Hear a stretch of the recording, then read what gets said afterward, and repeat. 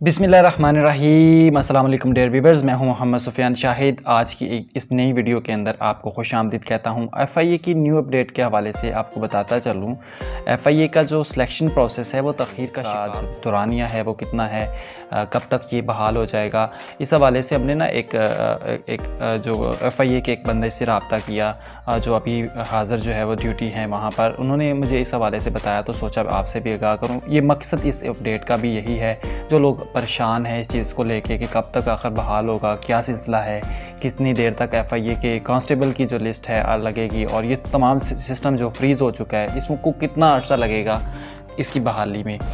Basically text जो है वो मैंने अभी सेंड किया था। अस्सलाम वालेकुम brother, myself Mohammad Sufiyan Shahid is here brother. ये इन्फो मिल सकती है कि कांस्टेबल के इंटरव्यूज़ भी फ्रीज़ हुए हैं या नहीं, या रिक्रूटमेंट प्रोसेस जो है कब तक बहाल होगा।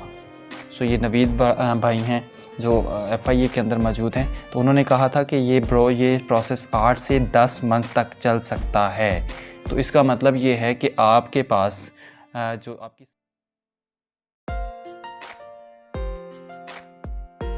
है इसको तकरीबन 8 से 10 माह जो है वो लग जाएंगे इस फ्रीज़ प्रोसेस को दोबारा से बहाल होने में।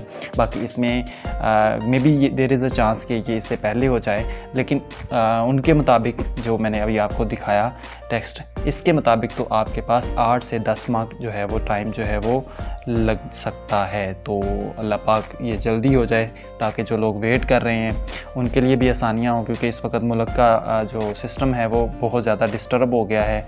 हर चीज़ महंगी हो गई है, बेरोज़गारी जो है वो अपनी पीक पे पहुंची हुई है।